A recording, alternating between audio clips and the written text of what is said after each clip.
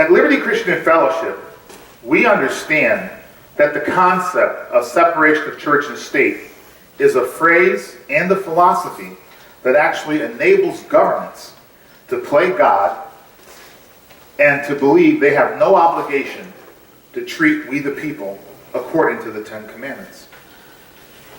This week was the commemoration of the U.S. Supreme Court's fateful decision called Roe v. Wade, which legalized the immoral practice of murdering preborn children, in whom the eternal spark of God, the eternal spark of God's image, is implanted at the moment of conception.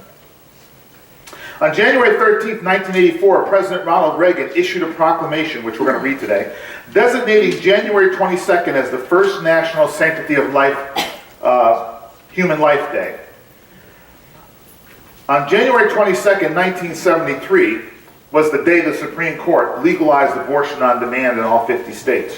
Churches around the nation have been protesting that decision ever since, but Ronald Reagan actually gave us the third Sunday of every January as a day to commemorate it all across the United States of America. Since today is January 24th, which is this Sunday is closer to the actual date of the decision, I thought we would commemorate it today by looking at President Ronald Reagan's proclamation. Here's what he proclaimed. The values and freedom we cherish as Americans rest on our fundamental commitment to the sanctity of human life. The first of the inalienable rights affirmed by our Declaration of Independence is the right to life itself, a right the Declaration states has been endowed by the Creator on all human beings, whether young or old, weak or strong, healthy or handicapped. Since 1973, however, when Ronald Reagan wrote this, there were only 15 million abortions. Now we're up to almost 59 million abortions. Since 1973, however, almost 59 million unborn children have died in legalized abortions, a tragedy of stunning dimensions that stands in sad contrast to our belief that each life is sacred.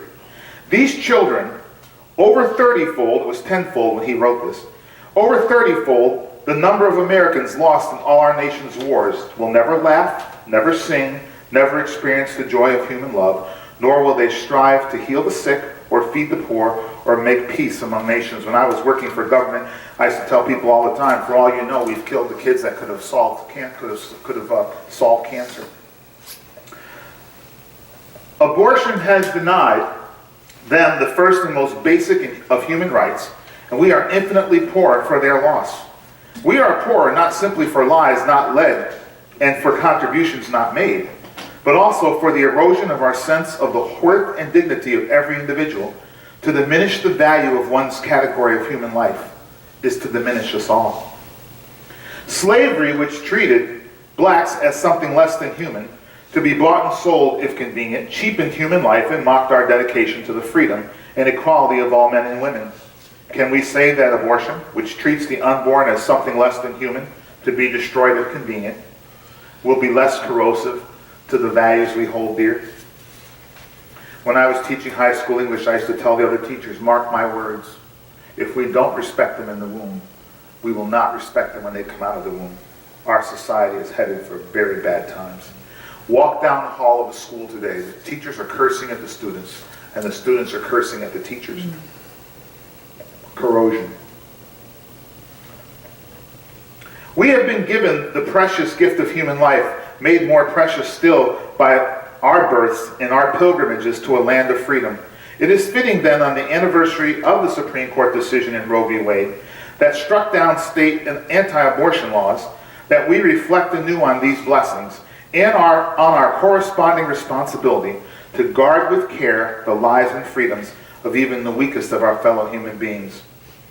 Now, therefore, I, Ronald Reagan, President of the United States, do hereby proclaim Sunday, January 22nd, 1984, as National Sanctity of Life, Human Life Day. So most churches celebrate it on the third Sunday of the month. I just thank Earl for his service here, his leadership here. I just so enjoy coming to Liberty Fellowship Church anyway. But just to add before I read, I volunteer at a local pregnancy center, and and because this is Life Sunday, I see the fruits of God working in the center in many of the women, not all, but just the joy of one lady who came in with her now year-old